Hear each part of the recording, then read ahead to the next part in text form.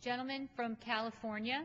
Madam Speaker, I would like to yield as much time as I may consume to the gentleman from Iowa who has been a great leader on veterans issues, Congressman Loebsack. Gentleman is recognized. Thank you, Chairman Filner, and I want to thank Democrats and Republicans alike who've worked on this bill, and to Senator Kaka and folks in the Senate who've worked on this bill as well, both Democrats and Republicans. Madam Speaker, or Mr. Speaker, the post-9/11 GI Bill is an expression of our nation's gratitude to those who have served our country since the 9/11 attacks. As a former college professor, I know firsthand the impact a post-secondary education can have. It opens doors and it broadens opportunities, and it is critical to the strength of our military and the future of our economy.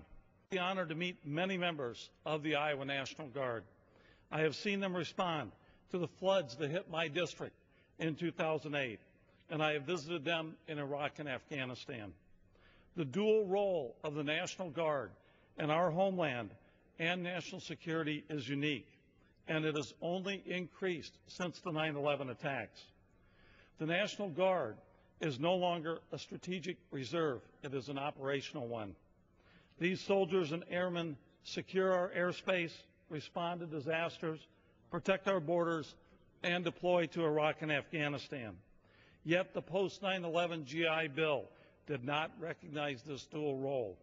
It counts only service overseas and overlooked the role the National Guard plays in federally funded homeland security missions. That is why I introduced the National Guard Education Equality Act, which has over 100 bipartisan co-sponsors and has been endorsed by a number of veteran service organizations. I'm very proud that my bill has been included in the post-9/11 Veterans Education Assistance Improvements Act.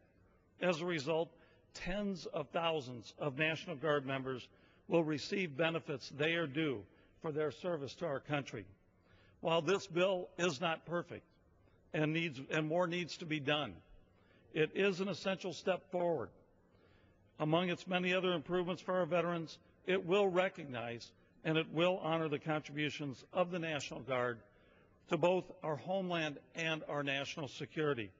I urge support for this critical legislation, and thank you very much again, Chairman Filner, and all your great work on this, Democrats and Republicans alike, and I yield back the balance of my time. The gentleman yields back the balance of his time. The gentleman from Indiana is recognized. Thank you very much, Mr. Speaker. I have no other